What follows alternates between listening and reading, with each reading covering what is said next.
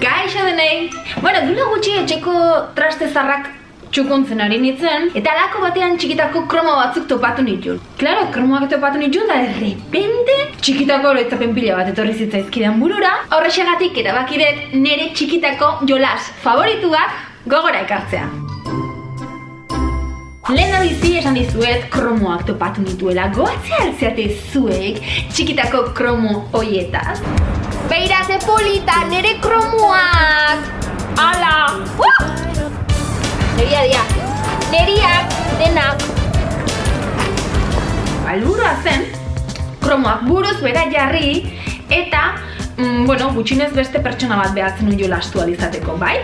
Zuk buruz bera jartzen zendun, jolastu nahi zenuen kromoa. Hau da, kromo hori galtzeko arriskua zenuen besteak buelta eman ezkero. Toma! Aztuko ez dudan beste jolas bat, kanikak dia. Zenbat aldiz jolastu ez du kaniketan. Ikastolan, kalean, parkean. Kaniketan jolastu eta gero kanika batzuk galtzeko aukera zen. Nordu bat zenitu nor batzuk selekzionatuta en plan de galtze balin baet, hauek emango dizkiot. Kolorinetakoak, de ojo de gato, de cerdo, de... Bai, holako izan arraro azizkaten. Ez da gito esan zeatik, eta zein jartu zizkion izen horiek, baino...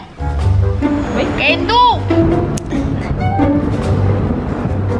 Eta gaur erakutsiko dizueten nire txikitako azken jolasa goma da. Salto egiteko goma!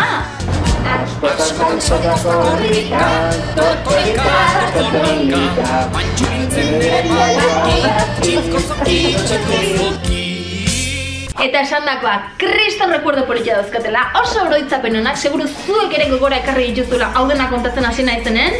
Beraz badakizue, zuen iruzkinetan jarri nahi badituzue, nik erantzungo dizuet, bitartean gogoratu, jolasik ederrena lagunekin jolasten dena. Aio denoi!